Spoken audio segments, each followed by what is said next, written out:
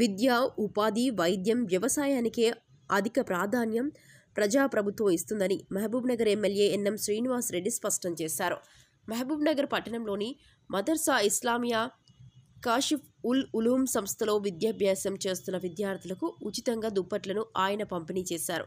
అనంతరం ఆయన మాట్లాడుతూ, చాలా నిబద్ధతతో విద్యా అభివృద్ధికి పాటుపడుతున్న ఇటువంటి సంస్థలు చాలా ఉన్నాయని, అటువంటి సంస్థలకు కావలసిన అన్ని రకాల సహాయ సహకారాలు అందిస్తామన్నారు. గతంలో ఈ సంస్థకు విద్యార్థులు కూర్చోవడానికి బెంచీలు ఏర్పాటు చేయడం జరిగిందని, మరియు వీరికి అవసరమైన కంప్యూటర్ కూడా అందించడం జరుగుతుందని ఆయన హామీ ఇచ్చారు. కాంగ్రెస్ ప్రభుత్వం రాజ్యాంగబద్ధంగా పనిచేస్తుందని, రాత్రి పండుకొని ఉదయం లేవంగానే నిర్ణయాలు తీసుకోదని, అధికారులతోనూ మంత్రులతో చర్చించి నిర్ణయాలు తీసుకుంటుందని ఆయన చెప్పారు.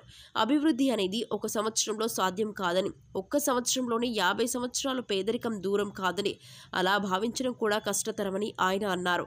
రైతులను బ్రతికించుకోవడం, నాణ్యమైన విద్యను, వైద్యాన్ని ఉచితంగా అందించడం, నిరుద్యోగ యువతకు అండగా నిలిచి ఉపాధి అందించడం ఇవి మా ప్రభుత్వ ప్రధాన లక్ష్యాలు. అందుకే బడ్జెట్లో సైతం ఎక్కువ నిధులు వీటికి కేటాయించి, బడ్జెట్లో కేటాయించిన ప్రతి పైసా నిజమైన లబ్ధిదారుడికి చేరాలన్నదే తమ ప్రభుత్వ ప్రధాన లక్ష్యమని ఆయన స్పష్టం చేశారు.